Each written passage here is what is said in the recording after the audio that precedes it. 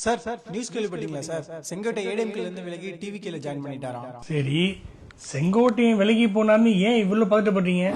அவர் விலகி போனதால ஏழுங்க கட்சிக்கு என்ன பாதிப்பு? சும்மா ஒரு நிமிஷம் யோசிச்சு பாருங்க. அவர் கட்சிக்குள்ள வீண் ஆர்ப்பாட்டம் பண்றது இது என்ன புதுசா? 2012லயே நம்ம அம்மா ஜெயலலிதா அவங்களே தான் மந்திரி பதவியில இருந்தும் கட்சி செயலாளர் பதவியில இருந்தும் செங்கோட்டனை நீக்கினாங்க. எதுக்கு தெரியுமா? ஒழுங்கு நடவடிக்கை. அப்பவே அவர் கட்சியில தேவையில்லாத சலசலப்ப உருவாக்குனதுனாலதான். ஆனா அதே செங்கோட்டையனுக்கு அம்மாவோட மறைவுக்கு பின்னால யாரு வாய்ப்பு கொடுத்தா?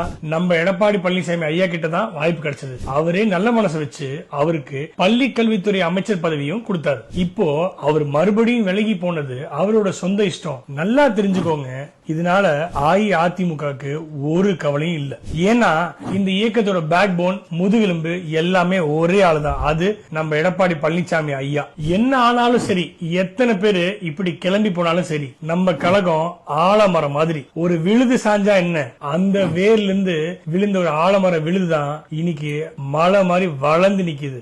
நம்ம கழகம் எடப்பாடி ஐயா கிட்ட ரொம்ப பாதுகாப்பாவே இருக்கு. சரி, செங்கோட்டையன் இருக்காரு. இவர் கொஞ்ச நாளைக்கு முன்னாடி அம்மா படம் இல்ல, எம்ஜிஆர் படம் இல்ல அப்படின்னு சொல்லிட்டு நம்ம ஐயா கிட்ட கோச்சுக்கிட்டாரு. ஆனா இப்போ எந்த படமுமே இல்லாத ஒரு கட்சிக்கு போய் சேர்ந்திருக்காரு. இது உண்மையிலேயே அவர் கட்சி கொள்கைக்காக போனாரா, இல்ல பதவி ஆசைக்காக போனாரா, இல்ல பேரம் பேச போனாரா?